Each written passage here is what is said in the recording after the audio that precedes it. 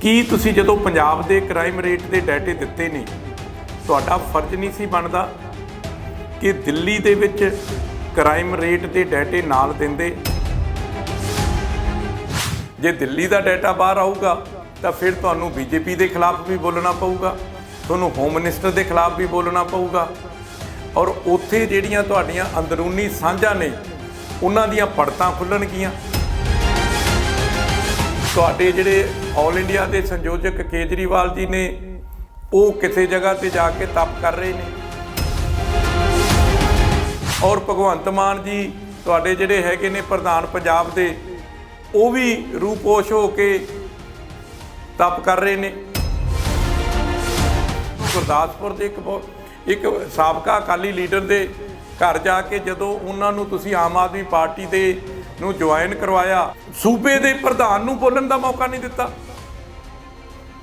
ਮੈਂ ਇਹ ਕਦੀ ਅੱਜ ਤੱਕ ਨਹੀਂ ਹੋਇਆ ਕਿ ਸੂਬੇ ਦਾ ਪ੍ਰਧਾਨ ਹੀ ਨਾ ਬੋਲੇ ਕਿਤੇ। ਦਿੱਲੀ ਦੀ ਲੀਡਰਸ਼ਿਪ ਨੇ ਪੰਜਾਬ ਦੀ ਲੀਡਰਸ਼ਿਪ ਦੇ ਉੱਤੇ ਆ ਕੇ ਕਬਜ਼ਾ ਕਰ ਲਿਆ ਸੀ ਤੇ ਸਾਰੇ ਫੈਸਲੇ ਆਪਣੀਆਂ ਮਨਮਰਜ਼ੀਆਂ ਮੁਤਾਬਕ ਉਹ ਕਰਦੇ ਸੀਗੇ। ਉਹੋ ਜਿਹਾ ਫਿਰ ਦੁਬਾਰਾ ਤੋਂ ਜਿਹੜਾ ਹੈਗਾ ਆ ਉਹ ਇੱਕ ਟੋਲਾ ਦੁਬਾਰਾ ਦਿੱਲੀ ਤੋਂ ਆ ਕੇ ਪੰਜਾਬ 'ਚ ਬੈਠਾ ਔਰ ਜਿਹੜਾ ਦਿੱਲੀ ਤੋਂ ਆ ਕੇ ਇੱਥੇ ਜਿਹੜਾ ਇੰਚਾਰਜ ਦਿੱਲੀ ਤੋਂ ਆ ਕੇ ਰਾਘਵ ਚੱਡਾ ਜੀ ਬੈਠੇ ਨੇ ਉਹ ਇਸ ਤਰ੍ਹਾਂ ਲੱਗਦੇ ਸੀ ਜਿਵੇਂ ਪੰਜਾਬ ਦੇ ਮੁੱਖ ਮੰਤਰੀ ਬਣਨਾ ਚਾਹੁੰਦੇ ਨੇ। ਤੁਹਾਡੇ ਪੁਰਾਣੇ ਲੀਡਰ ਕੁਮਾਰ ਵਿਸ਼ਵਾਸ ਜੀ ਨੇ ਬਹੁਤ ਸਾਰੇ ਸਵਾਲ ਖੜੇ ਕੀਤੇ ਸੀ, ਉਹਨਾਂ ਦਾ ਜਵਾਬ ਨਹੀਂ ਦਿੱਤਾ।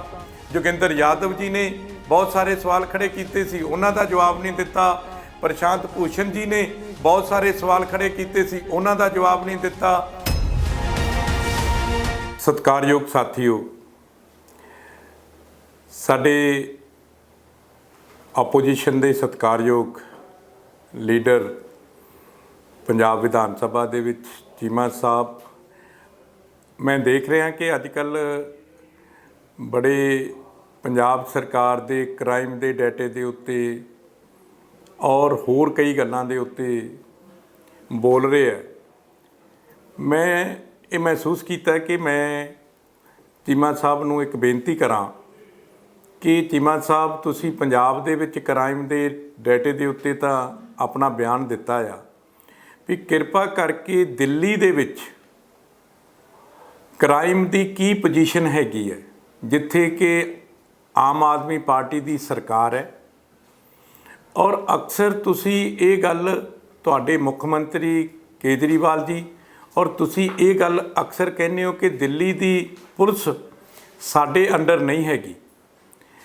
ਅਤੇ ਕੀ ਤੁਸੀਂ ਜਦੋਂ ਪੰਜਾਬ ਦੇ ਕ੍ਰਾਈਮ ਰੇਟ ਦੇ ਡਾਟੇ ਦਿੱਤੇ ਨੇ ਤੁਹਾਡਾ ਫਰਜ਼ ਨਹੀਂ ਸੀ ਬਣਦਾ ਕਿ ਦਿੱਲੀ ਦੇ ਵਿੱਚ ਕ੍ਰਾਈਮ ਰੇਟ ਦੇ ਡਾਟੇ ਨਾਲ ਦਿੰਦੇ ਔਰ ਉੱਥੇ ਦੱਸਦੇ ਕਿ ਦਿੱਲੀ ਦੇ ਵਿੱਚ ਕ੍ਰਾਈਮ ਦਾ ਰੇਟ ਕੀ ਹੈਗਾ ਔਰ ਉਹਦੇ ਵਿੱਚ ਲੋਕਾਂ ਨੂੰ ਪਤਾ ਲੱਗਦਾ ਕਿ ਪੰਜਾਬ ਜਿਹੜਾ ਹੈਗਾ ਆ ਉਹ ਕ੍ਰਾਈਮ ਦੇ ਡਾਟੇ ਦੇ ਵਿੱਚ ਦਿੱਲੀ ਤੋਂ ਕਿੰਨਾ ਥੱਲੇ ਹੈ। ਇਹਦੇ ਨਾਲ ਕੀ ਇਸ ਤਰ੍ਹਾਂ ਨਹੀਂ ਲੱਗਦਾ ਕਿ ਤੁਸੀਂ ਦਿੱਲੀ ਦੇ ਡਾਟੇ ਨੂੰ ਛੁਪਾ ਕੇ ਜਿਹੜੀ ਤੁਹਾਡੀ ਇੱਕ ਬੀਜੇਪੀ ਦੇ ਨਾਲ RSS ਦੇ ਨਾਲ ਇੱਕ ਸਾਂਝ ਹੈ ਕੇਜਰੀਵਾਲ ਸਾਹਿਬ ਦੀ, ਕਿਤੇ ਉਹਨਾਂ ਨੂੰ ਅਮਿਤ ਸ਼ਾਹ ਜੀ ਨੂੰ ਤੁਸੀਂ ਬਚਾਉਣ ਦੀ ਕੋਸ਼ਿਸ਼ ਕਰ ਰਹੇ ਹੋ, ਹੋਮ ਮਿਨਿਸਟਰ ਆਫ ਇੰਡੀਆ ਨੂੰ। ਕਿਉਂਕਿ ਜੇ ਦਿੱਲੀ ਦਾ ਡਾਟਾ ਬਾਹਰ ਆਊਗਾ ਤਾਂ ਫਿਰ ਤੁਹਾਨੂੰ ਬੀਜੇਪੀ ਦੇ ਖਿਲਾਫ ਵੀ ਬੋਲਣਾ ਪਊਗਾ, ਤੁਹਾਨੂੰ ਹੋਮ ਮਿਨਿਸਟਰ ਦੇ ਖਿਲਾਫ ਵੀ ਬੋਲਣਾ ਪਊਗਾ ਔਰ ਉੱਥੇ ਜਿਹੜੀਆਂ ਤੁਹਾਡੀਆਂ ਅੰਦਰੂਨੀ ਸਾਂਝਾਂ ਨੇ ਉਹਨਾਂ ਦੀਆਂ ਪੜਤਾਂ ਖੁੱਲ੍ਹਣਗੀਆਂ। ਸੋ ਕਿਰਪਾ ਕਰਕੇ ਤੁਸੀਂ ਦਿੱਲੀ ਦੇ ਕ੍ਰਾਈਮ ਰੇਟ ਦਾ ਡਾਟਾ ਜ਼ਰੂਰ ਜਨਤਕ ਕਰੋ ਔਰ ਇਹਦੇ ਨਾਲ ਮੈਨੂੰ ਇਸ ਤਰ੍ਹਾਂ ਲੱਗਦਾ ਵੀ ਇਹ ਜੋ ਸਾਰਾ ਕੁਝ ਤੁਸੀਂ ਕਰ ਰਹੇ ਹੋ ਇਹਦੇ ਪਿੱਛੇ ਨੀਤੀ ਕੁਝ ਹੋਰ ਹੈ। ਇੱਕ ਸੋਚੀ ਸਮਝੀ ਨੀਤੀ ਦੇ ਤਹਿਤ ਤੁਸੀਂ ਇਹ ਸਾਰਾ ਕੁਝ ਲੋਕਾਂ ਦਾ ਧਿਆਨ ਕਿਸੇ ਹੋਰ ਪਾਸੇ ਲੈ ਕੇ ਜਾ ਰਹੇ ਹੋ, ਕਿਉਂਕਿ ਅਸਲ ਦੇ ਵਿੱਚ ਜਿਹੜਾ ਆਮ ਆਦਮੀ ਪਾਰਟੀ ਦੇ ਅੰਦਰ ਦੀ ਕਲਾ ਹੈ, ਅੰਦਰ ਦਾ ਕਲੇਸ਼ ਹੈ ਜਿਹੜਾ ਇਸ ਵੇਲੇ ਚੱਲਿਆ ਹੋਇਆ ਕਿ ਪਤਾ ਲੱਗਿਆ ਆ ਕਿ ਤੁਹਾਡੇ ਜਿਹੜੇ ਆਲ ਇੰਡੀਆ ਦੇ ਸੰਯੋਜਕ ਕੇਜਰੀਵਾਲ ਜੀ ਨੇ ਉਹ ਕਿਸੇ ਜਗ੍ਹਾ ਤੇ ਜਾ ਕੇ ਤਪ ਕਰ ਰਹੇ ਨੇ ਔਰ ਭਗਵੰਤ ਮਾਨ ਜੀ ਤੁਹਾਡੇ ਜਿਹੜੇ ਹੈਗੇ ਨੇ ਪ੍ਰਧਾਨ ਪੰਜਾਬ ਦੇ ਉਹ ਵੀ ਰੂਪੋਸ਼ ਹੋ ਕੇ ਤਪ ਕਰ ਰਹੇ ਨੇ।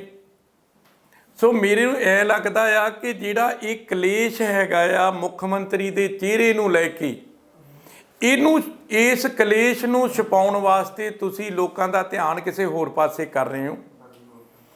ਔਰ ਤਕਰੀਬਨ ਪੰਜਾਬ ਦੀ ਜਿਹੜੀ ਆਮ ਆਦਮੀ ਪਾਰਟੀ ਦੀ ਲੀਡਰਸ਼ਿਪ, ਦਿੱਲੀ ਦੀ ਲੀਡਰਸ਼ਿਪ ਤੋਂ, ਜਿਵੇਂ ਪਿਛਲੀ ਵਾਰ 2017 ਤੋਂ ਪਹਿਲਾਂ ਦਿੱਲੀ ਦੀ ਲੀਡਰਸ਼ਿਪ ਨੇ ਪੰਜਾਬ ਦੀ ਲੀਡਰਸ਼ਿਪ ਦੇ ਉੱਤੇ ਆ ਕੇ ਕਬਜ਼ਾ ਕਰ ਲਿਆ ਸੀ ਤੇ ਸਾਰੇ ਫੈਸਲੇ ਆਪਣੀਆਂ ਮਨਮਰਜ਼ੀਆਂ ਮੁਤਾਬਕ ਉਹ ਕਰਦੇ ਸੀਗੇ, ਉਹੋ ਜਿਹਾ ਫਿਰ ਦੁਬਾਰਾ ਤੋਂ ਜਿਹੜਾ ਹੈਗਾ ਆ ਉਹ ਇੱਕ ਟੋਲਾ ਦੁਬਾਰਾ ਦਿੱਲੀ ਤੋਂ ਆ ਕੇ ਪੰਜਾਬ 'ਚ ਬੈਠਾ। ਕਿਉਂਕਿ ਮੈਂ ਪਿਛਲੇ ਲੰਬੇ ਸਮੇਂ 'ਚੋਂ ਦੇਖ ਰਿਹਾ ਕਿ ਜਿਹੜੇ ਪਾਲਿਸੀ ਸਟੇਟਮੈਂਟਸ ਨੇ, ਜਿਹੜੀਆਂ ਅਖਬਾਰਾਂ ਦੇ ਵਿੱਚ ਜਾਂ ਮੀਡੀਆ ਦੇ ਵਿੱਚ ਸਟੇਟਮੈਂਟ ਪੰਜਾਬ ਦੇ ਲੀਡਰਾਂ ਦੀਆਂ ਘੱਟ ਆ ਰਹੀਆਂ ਸੀਗੀਆਂ, ਔਰ ਜਿਹੜਾ ਦਿੱਲੀ ਤੋਂ ਆ ਕੇ ਇੱਥੇ ਜਿਹੜਾ ਇੰਚਾਰਜ ਦਿੱਲੀ ਤੋਂ ਆ ਕੇ ਰਾਘਵ ਚੱਡਾ ਜੀ ਬੈਠੇ ਨੇ, ਉਹ ਇਸ ਤਰ੍ਹਾਂ ਲੱਗਦੇ ਸੀ ਜਿਵੇਂ ਪੰਜਾਬ ਦੇ ਮੁੱਖ ਮੰਤਰੀ ਬਣਨਾ ਚਾਹੁੰਦੇ ਨੇ। ਇਹ ਜਿਹੜਾ ਤੁਹਾਡਾ ਅੰਦਰਲਾ ਕਲੇਸ਼ ਹੈ, ਇਹਦੇ ਬਾਰੇ ਦੇ ਵਿੱਚ ਲੋਕਾਂ ਨੂੰ ਕਲੀਅਰ ਕਰੋ, ਪੰਜਾਬ ਦੀ ਜਨਤਾ ਨੂੰ ਕਲੀਅਰ ਕਰੋ। ਔਰ ਬਹੁਤ ਦੇਰ ਪਹਿਲਾਂ ਪੰਜਾਬ ਦੇ ਮੁੱਖ ਮੰਤਰੀ ਦੇ ਚਿਹਰੇ ਦੇ ਬਾਰੇ ਦੇ ਵਿੱਚ ਤੁਹਾਡੀ ਕੇਜਰੀਵਾਲ ਸਾਹਿਬ ਕਹਿ ਕੇ ਗਏ ਸੀ ਕਿ ਦੇਵਾਂਗੇ, ਕਿਉਂ ਨਹੀਂ ਕਲੀਅਰ ਕਰਦੇ ਉਸ ਗੱਲ ਨੂੰ। ਔਰ ਮੈਨੂੰ ਤਾਂ ਉਦੋਂ ਵੀ ਬੜੀ ਹੈਰਾਨੀ ਹੋਈ ਜਦੋਂ ਗੁਰਦਾਸਪੁਰ ਦੇ ਇੱਕ ਸਾਬਕਾ ਅਕਾਲੀ ਲੀਡਰ ਦੇ ਘਰ ਜਾ ਕੇ ਜਦੋਂ ਉਹਨਾਂ ਨੂੰ ਤੁਸੀਂ ਆਮ ਆਦਮੀ ਪਾਰਟੀ ਦੇ ਨੂੰ ਜੁਆਇਨ ਕਰਵਾਇਆ, ਤਾਂ ਉਹ ਉਸ ਦਿਨ ਪ੍ਰੈਸ ਵਾਰਤਾ ਦੇ ਵਿੱਚ ਸੂਬੇ ਦੇ ਪ੍ਰਧਾਨ ਨੂੰ ਬੋਲਣ ਦਾ ਮੌਕਾ ਨਹੀਂ ਦਿੱਤਾ। ਮੈਂ ਇਹ ਕਦੀ ਅੱਜ ਤੱਕ ਨਹੀਂ ਹੋਇਆ ਕਿ ਸੂਬੇ ਦਾ ਪ੍ਰਧਾਨ ਹੀ ਨਾ ਬੋਲੇ ਕਿਤੇ। 1 ਮਿੰਟ ਦੇ ਵਿੱਚ ਕਿੱਡੀ ਕੁ ਵੱਡੀ ਕਾਹਲੀ ਹੋ ਸਕਦੀ ਸੀ। ਕੇਜਰੀਵਾਲ ਸਾਹਿਬ ਅੰਮ੍ਰਿਤਸਰ ਜਾ ਕੇ ਮੀਟਿੰਗਾਂ ਕਰ ਸਕਦੇ ਨੇ, ਪਰ ਪ੍ਰੈਸ ਵਾਰਤਾ ਦੇ ਵਿੱਚ ਇੰਨੀ ਕਾਹਲੀ ਕੀਤੀ ਗਈ ਕਿ ਸੂਬੇ ਦੇ ਪ੍ਰਧਾਨ ਨੂੰ ਵੀ ਉੱਥੇ ਬੋਲਣ ਦਾ ਮੌਕਾ ਨਹੀਂ ਦਿੱਤਾ ਗਿਆ, ਵੈਲਕਮ ਕਰਨ ਦਾ ਮੌਕਾ ਨਹੀਂ ਦਿੱਤਾ ਗਿਆ, ਨਵੇਂ ਜਿਹੜੇ ਕੋਈ ਉਹਨਾਂ ਨੂੰ ਜੁਆਇਨ ਕਰ ਰਹੇ ਸੀਗੇ। ਇਸੇ ਤਰ੍ਹਾਂ ਤੁਹਾਡੇ ਸੂਬੇ ਦੇ ਪ੍ਰਧਾਨ ਸਾਹਿਬ ਵੀ ਕਿਤੇ ਨਜ਼ਰ ਨਹੀਂ ਆ ਰਹੇ। ਔਰ ਇਹ ਜਿਹੜੀਆਂ ਅੰਦਰੂਨੀ ਜਿਹੜੀ ਕਲਾ ਆ, ਕਿਉਂਕਿ ਪੰਜਾਬ ਦੇ ਲੋਕਾਂ ਦੇ ਵਿੱਚ ਜਿੱਥੇ ਸਰਕਾਰ ਹੁੰਦੀ ਹੈ, ਇੱਕ ਆਪੋਜੀਸ਼ਨ ਦਾ ਜਿਹੜਾ ਰੋਲ ਹੁੰਦਾ ਆ, ਸਾਨੂੰ ਤਾਂ ਕਿਤੇ ਨਾ ਕਿਤੇ, ਅਸੀਂ ਤਾਂ ਸ਼ੁਰੂ ਤੋਂ ਕਹਿ ਰਹੇ ਹਾਂ ਕਿ ਆਪੋਜੀਸ਼ਨ ਖੇਡਿਓ, ਕਿਉਂਕਿ ਜਦੋਂ ਦੇ ਲੋਕਾਂ ਨੇ ਤੁਹਾਨੂੰ ਚੁਣਿਆ ਆ ਉਹ ਤਕਰੀਬਨ 4-5 ਧੜਿਆਂ ਦੇ ਵਿੱਚ ਤਾਂ ਉਦੋਂ ਦੇ ਹੀ ਵੰਡੇ ਹੋਏ ਸੀਗੇ। ਸੋ ਇਸ ਕਰਕੇ ਆਪਣੇ ਘਰ ਦੀ ਕਲਾ ਕਲੇਸ਼ ਤੋਂ ਦੁਖੀ ਹੋ ਕੇ ਦੂਸਰਿਆਂ ਦੇ ਘਰਾਂ ਦੇ ਵਿੱਚ ਵੱਟੇ ਨਾ ਮਾਰੋ, ਔਰ ਇਹ ਕਲੀਅਰ ਕਰੋ। ਔਰ ਮੈਨੂੰ ਤਾਂ ਐਂ ਲੱਗਦਾ ਕਿ ਜਿਵੇਂ ਪੰਜਾਬ ਦੇ ਵਿੱਚ ਦੁਬਾਰਾ ਤੋਂ ਫਿਰ ਜਿਵੇਂ ਪਿਛਲੀ ਵਾਰੀ 2017 ਤੋਂ ਪਹਿਲਾਂ ਆਮ ਆਦਮੀ ਪਾਰਟੀ ਦੀ ਦਿੱਲੀ ਦੀ ਟੀਮ ਨੇ ਆ ਕੇ ਪੰਜਾਬ ਦੇ ਲੋਕਾਂ ਨੂੰ ਦੀਆਂ ਜੇਬਾਂ 'ਚੋਂ ਪੈਸੇ ਕਢਾਏ ਸੀ ਤੇ NRIਆਂ ਤੋਂ ਵੱਡੇ ਵੱਡੇ ਫੰਡ ਲਏ ਸੀ। ਉਹ ਪਤਾ ਲੱਗਦਾ ਕੋਈ ਕਹਿੰਦਾ 800 ਕਰੋੜ ਹੈ, ਕੋਈ ਕਹਿੰਦਾ ਪਤਾ ਨਹੀਂ ਕਿ 1000 ਕਰੋੜ ਤੋਂ ਉੱਤੇ ਹੈ। ਕਰੋੜਾਂ ਰੁਪਈਏ ਦਾ ਉਹ ਹਿਸਾਬ ਕਿਤਾਬ ਵੀ ਅਜੇ ਤੱਕ ਤੁਹਾਡੇ ਪੁਰਾਣੇ ਲੀਡਰ ਤੁਹਾਡੇ ਤੋਂ ਮੰਗੀ ਜਾਂਦੇ ਨੇ। ਤੁਹਾਡੇ ਪੁਰਾਣੇ ਲੀਡਰ ਕੁਮਾਰ ਵਿਸ਼ਵਾਸ ਜੀ ਨੇ ਬਹੁਤ ਸਾਰੇ ਸਵਾਲ ਖੜੇ ਕੀਤੇ ਸੀ, ਉਹਨਾਂ ਦਾ ਜਵਾਬ ਨਹੀਂ ਦਿੱਤਾ। ਜੋਗਿੰਦਰ ਯਾਦਵ ਜੀ ਨੇ ਬਹੁਤ ਸਾਰੇ ਸਵਾਲ ਖੜੇ ਕੀਤੇ ਸੀ, ਉਹਨਾਂ ਦਾ ਜਵਾਬ ਨਹੀਂ ਦਿੱਤਾ। ਪ੍ਰਸ਼ਾਂਤ ਭੂਸ਼ਣ ਜੀ ਨੇ ਬਹੁਤ ਸਾਰੇ ਸਵਾਲ ਖੜੇ ਕੀਤੇ ਸੀ, ਉਹਨਾਂ ਦਾ ਜਵਾਬ ਨਹੀਂ ਦਿੱਤਾ। ਫੂਲਕਾ ਸਾਹਿਬ ਨੇ ਬਹੁਤ ਸਾਰੇ ਸਵਾਲ ਚੁੱਕੇ ਸੀ, ਉਹਨਾਂ ਦਾ ਜਵਾਬ ਨਹੀਂ ਦਿੱਤਾ। ਸੁੱਚਾ ਸਿੰਘ ਛੋਟੇਪੁਰ ਜੀ ਨੇ ਬਹੁਤ ਸਾਰੇ ਸਵਾਲ ਚੁੱਕੇ ਸੀ, ਉਹਨਾਂ ਦਾ ਜਵਾਬ ਨਹੀਂ ਦਿੱਤਾ।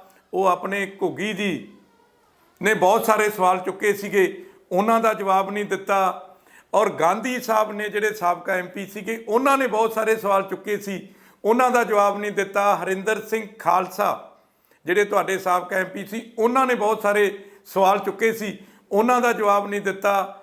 ਮੈਨੂੰ ਇਹ ਮਹਿਸੂਸ ਹੁੰਦਾ ਆ ਕਿ ਐਡੇ ਵੱਡੇ ਲੀਡਰਾਂ ਦਾ ਕੋਈ ਜਵਾਬ ਤੁਹਾਡੇ ਵੱਲੋਂ ਨਹੀਂ ਆਉਂਦਾ। ਔਰ ਪੰਜਾਬ ਤੋਂ ਬਾਹਰ ਗਏ NRIਆਂ ਨੇ ਬਹੁਤ ਸਾਰੇ ਸਵਾਲ ਚੁੱਕੇ, ਉਹਨਾਂ ਦਾ ਜਵਾਬ ਵੀ ਅਜੇ ਤੱਕ ਤੁਸੀਂ ਨਹੀਂ ਦਿੱਤਾ ਕਿ ਜਿਹੜਾ ਫੰਡ ਬਾਹਰੋਂ ਆਇਆ ਸੀਗਾ ਉਹ ਕਿੱਥੇ ਗਿਆ ਆ। ਸੋ ਇਸ ਕਰਕੇ ਇੱਕ ਤੁਸੀਂ ਕਹਿੰਦੇ ਹੁੰਦੇ ਸੀ, ਕੇਜਰੀਵਾਲ ਜੀ ਕਹਿੰਦੇ ਸੀਗੇ ਕਿ ਸਾਡੇ ਜਿਹੜਾ 1-1 ਰੁਪਈਆ ਮੇਰੇ ਕੋਲ ਆਊਗਾ ਉਹਦਾ ਡਿਟੇਲ ਜਿਹੜੀ ਹੈਗੀ ਹੈ ਤੁਹਾਡੀ ਉਹਦੇ ਉੱਤੇ ਨੈੱਟ ਦੇ ਉੱਤੇ ਪਈ ਹੋਊਗੀ, ਉਹ ਤੁਹਾਡੇ ਕੋਲੇ ਤੁਸੀਂ ਜਦੋਂ ਮਰਜ਼ੀ ਖੋਲ੍ਹ ਕੇ ਉਹ ਤੋਂ ਦੇਖ ਸਕਦੇ ਹੋ ਵੀ ਕਿਹੜਾ ਪੈਸਾ ਕਿੱਥੇ ਹੈ। ਅਤੇ ਉਹ ਜਿਹੜਾ ਹੈਗਾ ਆ ਉਹ ਤੁਹਾਡਾ ਨੈੱਟ ਵੀ ਅਤੇ ਉਹ ਤੁਹਾਡਾ ਖਾਤੇ ਦਾ ਜਿਹੜਾ ਉਹ ਸਾਹਮਣੇ ਜਿਹੜਾ ਥੋੜ੍ਹੀ ਦੇਰ ਲਈ ਰਿਹਾ ਸੀਗਾ ਉਹ ਵੀ ਬਹੁਤ ਸਾਲਾਂ ਤੋਂ ਗਾਇਬ ਹੋ ਗਿਆ। ਇਹ ਸਾਰੀਆਂ ਗੱਲਾਂ ਦੇ ਇਹ ਬਹੁਤ ਵੱਡੇ ਸਵਾਲ ਨੇ ਜਿਨ੍ਹਾਂ ਦਾ ਜਵਾਬ ਤੁਹਾਨੂੰ ਪੰਜਾਬ ਦੇ ਲੋਕਾਂ ਨੂੰ ਦੇਣਾ ਪਊਗਾ। ਸੱਚੀ ਸੁੱਚੀ ਤੇ ਸਾਫ਼ ਸੁਥਰੀ ਸਿਆਸਤ ਕਰਨ ਦਾ ਦਾਅਵਾ ਕਰਨ ਤੋਂ ਪਹਿਲਾਂ ਜਿਹੜੀ ਸਿਆਸਤ ਕੀਤੀ ਹੈ ਉਹਦੇ ਅੰਦਰ ਜਿਹੜਾ ਗੰਧਲਾਪਨ ਪੈਦਾ ਹੋਇਆ ਆ, ਪਹਿਲਾਂ ਉਹਦੇ ਬਾਰੇ ਦੇ ਵਿੱਚ ਲੋਕਾਂ ਨੂੰ ਜਿਹੜਾ ਹੈਗਾ ਆ ਉਹ ਦੱਸੋ, ਤਾਂ ਕਿ ਪੰਜਾਬ ਦੇ ਲੋਕਾਂ ਨੂੰ ਜਿਹੜਾ ਇਹ ਤੁਸੀਂ ਭਰਮ ਭੁਲੇਖਾ ਇੱਧਰ ਉੱਧਰ ਪਾ ਰਹੇ ਹੋ ਉਹ ਨਾ ਪਾਇਆ ਜਾ ਸਕੇ। ਧੰਨਵਾਦ।